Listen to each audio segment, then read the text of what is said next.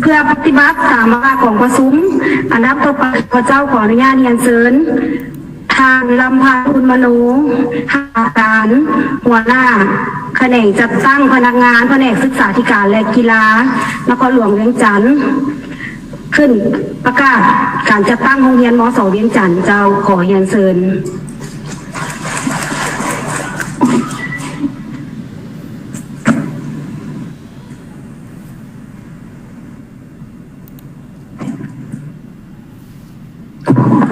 สบายดีตอนบ่ายเนาะ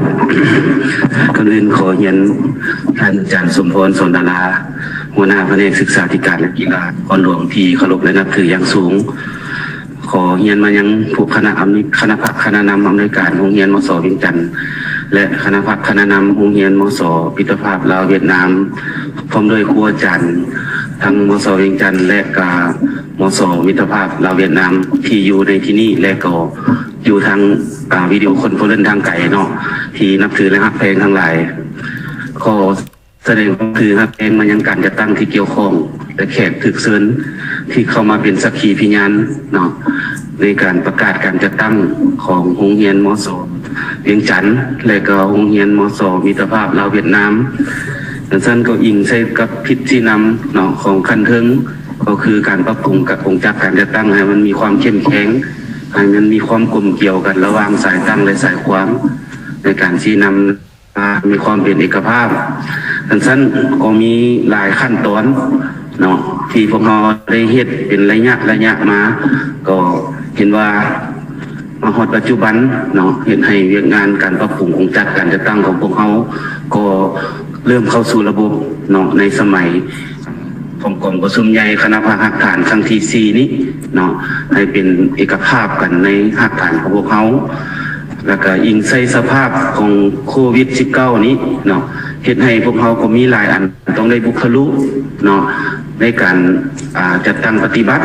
สั้นๆความเป็นจริงแล้วการประกาศการจัดตั้งเนี่ยก็ควรเฮ็ดได้เดือนแล้วนี้แต่ว่าเฮาก็ถึกระบาดพยาธิโควิดอย่างหนักสั้นต่อกับปัญหาดังกล่าวทั้งแขนงจัดตั้งพนักงานของพวกเราจึงได้ค้นคว้านำคณะนำของแผนกศึกษาธิการและคณะนำโรงเรียนอ้อมข้างของพวกเราเพื่อเฮ็ดให้การจัดตั้งปฏิบัติให้มันไปตามระบบในการสภาพ New Normal แบบใหม่นี้เนาะคนนี้ข้าพเจ้าขออนุญาตนำการจัดตั้งเนาะที่ประชุมขอผ่านข้อตกลงด้วยการแต่งตั้งพนักงานรัฐกรดำรงตำแหน่งบริหารนะสาธารณรัฐประชาธิปไตยประชาชนลาวสันติภาพเอกราชประชาธิปไตยเอกภาพวัฒนถาวรกระทรวงศึกษาธิการและกีฬาแผนกศึกษาธิการและกีฬานครหลวงเวียงจันทร์เลขที่1989ทับสกขจำนลงวันที่24 สิงหาคม 2021ข้อตกลงว่าด้วยการแต่งตั้งพนักงานรัฐกรดำรงตำแหน่งบริหารอิงตามกฎหมายว่าด้วยพนักงานรัฐกรเลขที่74ทับสกสลง28 ธันวาคม 2015อิงตามข้อตกลงของรัฐมนตรีกระทรวงศึกษาธิการและกีฬาว่าด้วยประเภทตำแหน่งบริหารของแขนงการศึกษาธิการและกีฬาฉบับเลขที่1ทับจำจต่อลงวันที่12 มังกร 2009มาตรา7เกี่ยวกับการแต่งตั้งผู้ดำรงตำแหน่งบริหารประเภทต่างๆอิงตามข้อตกลงของรัฐมนตรีศึกษาธิการกีฬาว่าด้วยการจะตั้งและเคลื่อนไหวของวันที่896ครับสสกลงวันที่26 กุมภาพันธ์ 2018อิงตามผลการทับทามคัดเลือกผู้อำนวยการโรงเรียนมัธยมสมบูรณ์เวียงจันทร์ครั้งวันที่12 เดือน 8 2011อิงตามกองประชุมค้นคว้าของคณะแผนกศึกษาธิการและกีฬานครหลวงเวียงจันทร์ครั้งวันที่23 สิงหาคม 2021หัวหน้าแผนกศึกษาธิการและกีฬานครหลวงเวียงจันทร์จึงตกลงมาตรา1แต่งตั้งท่านทองพันธ์อุไรธรจากรักษาการผู้อำนวยการโรงเรียนมัธยมสมบูรณ์เวียงจันทร์เป็นผู้อำนวยการโรงเรียนมัธยมสมบูรณ์เวียงจันทร์ดำรงตำแหน่งประเภท4ครับมาตรา2ท่านที่ถูกแต่งตั้งในมาตรา1ข้างถึงนี้ต้องปฏิบัติตามพระบทบาท หน้าที่ขอบเขตสิทธิ์ความรับผิดชอบอย่างถูกต้อง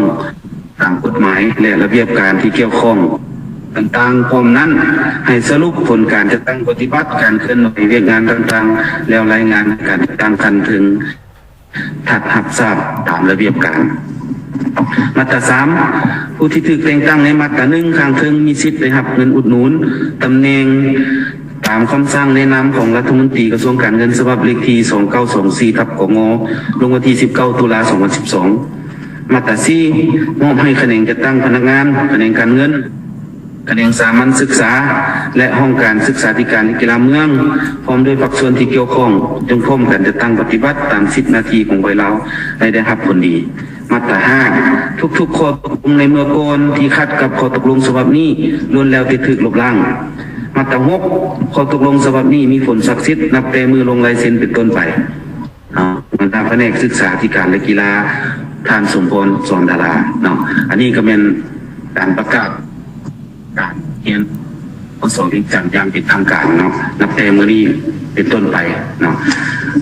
และอีกข้อตกลงหนึ่งเนาะเพราะว่ามสวิงจันทร์เขาได้ปรับปรุงผู้อำนวยการแล้วก็แต่งเพิ่มอีกคณะอีกผู้หนึ่งเพื่อให้ครบกับตำแหน่งงานท่านกันสั้นข้อตัวนี้กับชีรุ่นกับสมควรเนาะท่านต่อไปข้าพเจ้าขออนุญาตประกาศห้องผู้อำนวยการเนาะสาธารณรัฐประชาธิปไตยประชาชนลาวสันติภาพเอกราชประชาธิปไตยเอกภาพวัฒนถาวรกระทรวงศึกษาธิการและกีฬาแผนกศึกษาธิการและกีฬาฉบับเลขที่1988ทับสกข.จำนวนครหลวงวิงจันทร์วันที่24สิงหาคม2021ข้อตกลงว่าด้วยการแต่งตั้งพนักงานรัฐกรดำรงตำแหน่งบริหารอิงตามกฎหมายว่าด้วยพนักงานรัฐกรเลขที่74ทับสกส.ลงวันที่18ธันวาคม2015อิงตามข้อตกลงของรัฐมนตรีกระทรวงศึกษาธิการแล้วว่าด้วยประเภทตำแหน่งบริหารของแขนงการศึกษาเลขที่19ทับสสกจำจตลงวันที่12มังกร2009มาตรา7เกี่ยวกับการแต่งตั้งผู้ดำรงตำแหน่งบริหารประเภทต่างๆอิงตามข้อตกลงรัฐมนตรีกระทรวงศึกษาธิการและกีฬาว่าด้วยการจัดตั้งและเคลื่อนไหวของแผนกศึกษาธิการและกีฬาแขวงนครหลวงเลขที่896ทับลงวันที่26กุมภาพันธ์2018อิงตามผลการทับทามคัดเลือกคณะอำนวยการโรงเรียนมัธยมสมบูรณ์วิงจันทร์ข้างวันที่12เดือน8 2021อิงตามกองประชุมค้นคว้าของคณะแผนกศึกษาธิการและกีฬานครหลวงวิงจันทร์ข้างวันที่23เดือน8 2021หัวหน้าแผนกศึกษาธิการและกีฬาจึงตกลงเนาะมาตรา1เนาะแต่งตั้งเนาะทานนางสุกันดาสาลินทวงศ์หัวหน้าหน่วยงานไอทีโรงเรียนมัธยมสมบูรณ์เวียงจันทร์เป็นรองผู้อำนวยการมัธยมศึกษาสมบูรณ์เวียงจันทร์ดำรงตำแหน่งบริหารประเภท5มาตรา2ท่านที่ถูกแต่งตั้งในมาตรา1ข้างถึงนี้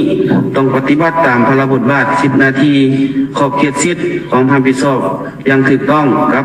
กฎหมายและระเบียบการที่เกี่ยวข้องต่างๆพร้อมนั้นให้สรุปผลการจัดตั้งปฏิบัติการเคลื่อนไหววิงานต่างๆแล้วรายงานให้การจัดตั้งคันถึงทับทราบตามระเบียบการมาตรา3ผู้ที่ถูกแต่งตั้งในมาตรา1ข้างถึงมีสิทธิ์ได้รับเงินอุดหนุนตำแหน่งตามคำแนะนำของรัฐมนตรีกระทรวงการเงินฉบับเลขที่2924ทับกง.ลงวันที่19ตุลาคม2012มาตรา4มอบให้แขนงจัดตั้งพนักงานแขนงการเงินแขนงสามัญศึกษาและห้องการศึกษาธิการและกีฬาเมืองพร้อมด้วยภาคส่วนที่เกี่ยวข้องจงพร้อมกันจัดตั้งปฏิบัติตาม10นาทีไปลาวให้ได้รับผลดีมาตรา5ข้อตกลงฉบับนี้มีผลศักดิ์สิทธิ์นับแต่มือลงลายเซ็นเป็นต้นไปหัวหน้าแผนกศึกษาธิการและกีฬาท่านสมพร สอนดาราเนาะที่ผ่านไปก็มีการประกาศเนาะการจัดตั้งของโรงเรียนมสวิงจันทร์เนาะถือว่ามหอดปัจจุบันนี้ทั้งผู้อำนวยการคณะอำนวยการโรงเรียนถือว่าครบตามตำแหน่งงานที่พวกเราได้กำหนดไว้แล้วก็ปฏิบัติตามคำพระบทบาทของโรงเรียนมสเนาะที่มีกลุ่มจักการจัดตั้งโรงเรียนขนาดใหญ่โรงเรียนขนาดน้อยและโรงเรียนขนาดกลางเนาะอันนั้นแล้วมันพวกเขาได้ถือว่าได้ประกาศเสร็จสิ้นเนาะขอขอบใจครับ